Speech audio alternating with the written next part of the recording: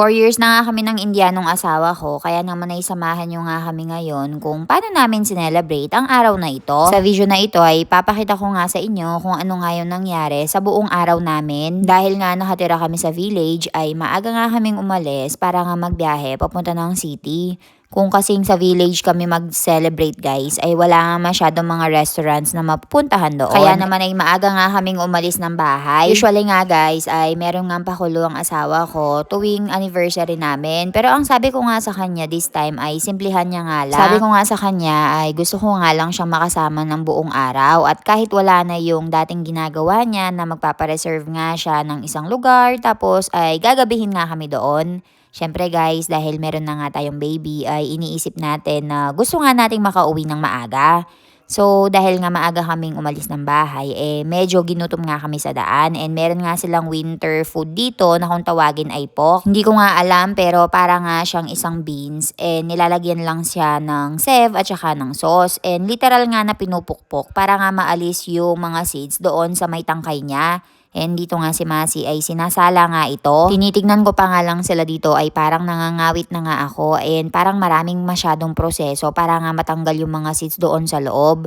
Tapos guys, kapag natanggal na nga nila yung seeds ay tsaka nga nila ibebenta dito sa may harapan. Sobrang mahal nga nito guys dahil nasa 1,200 rupees nga daw or nasa mga 900 pesos yung kilo nito. Dahil nga kakaumpisa pa lang ng season kaya naman ay medyo may kamahalan pa. Pero kapag medyo tumatagal at mas marami nga yung nagbenta ay medyo magmumura din siya. Pagkatapos nga namin kumain dito ay dumiretso na nga kami sa mall. And habang nga papunta kami doon ay meron nga kami nakita mga bata dito na parang nagpe-perform. Tinanong ko nga si Milan kung anong mga itong mga batang ito and sabi niya pinapadala nga daw sila ng parents nila para nga kumita ng pera. So nagpe-perform sila instead of mamalimos.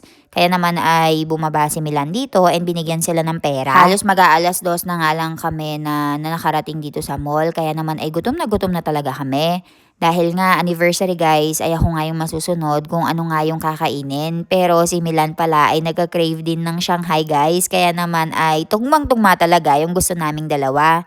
Naisipan nga namin kumain ng Chinese food. Syempre guys, alam nyo naman, minsan ay nagsasawa nga din tayo sa napakaraming masala or mga spices. Kaya ay nagka-crave din tayo ng mga pagkain na kilala natin.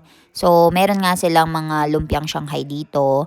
Meron nga din silang noodles and meron ding kanin. Pero si Milan guys ay nag-order nga siya ng separate ng sa kanya. And ito nga yung tinatawag nilang masala dosa or isang South Indian food. Nagtingin nga din kami ng papanoorin sanang movie. Pero wala nga akong nagustuhan sa mga movie. And madalas wala nga silang English subtitle. Kaya naman ay nag-window shopping na lang kami. Meron nga akong nagustuhan na isang bag and medyo may kamahalan nga siya. Pero naisip ko, marami na nga akong bag dito sa bahay and hindi ko naman ginagamit. Kaya sabi ko ay wag na lang. Kaya kahit anong pilit sa akin ni Milan ay hindi ko na lang binili. Sabi ko sa kanya, ngayong nanay na ako, hindi ko na kailangan yung mga ganyan. Mas magiging mas masaya pa ako kung bibilhan mo ng laruan yung anak ko. Kaya naman ay nagpunta kami dito sa bilihan ng laruan. Ito nga yung napili namin na laruan kay Baby Ivan and isa nga siyang padulasan. Pero sabi nila ay display only nga lang daw at hindi nga daw nila mabibigay ito ng bago. Kaya naman ay pinili na lang namin itong medyo maliit. Iniisip din kasi namin guys na yung bahay nga namin ay masikip na and medyo may kaliitan nga. And napakadami na nga laruan ni Baby Ivan kaya baka ay hindi na magkasya. So, itong maliit na nga lang yung binili namin. Gusto kasi namin yung bagong stock guys at dito nga daw ay meron silang bago kaya naman ay ito na yung final. Habang binabalot nga nila ito guys and binibil kami, meron nga kami dinagdag sa mga laruan ni Ivan and binili nga din namin siya ng ganito. Ito nga ang asawa ko guys ay para namang sabik na sabik sa ganitong laruan. Noong bata daw kasi siya ay hindi niya na-experience ito kaya naman ay pinapa-experience niya sa anak niya. At para namang nag-e-enjoy si Milan dito kaya naman ay nakigaya-gaya po ang lola nyo. Ang galing nga ng laruan na ito guys dahil kahit daw mabigat ay pwedeng-pwede ka dito at hindi daw masisira. Kaya naman po ay naging parang bata kami ulit at naglaro-laro dito. Kayo guys, ano yung usually ginagawa nyo kapag nagse-celebrate kayo ng anniversary?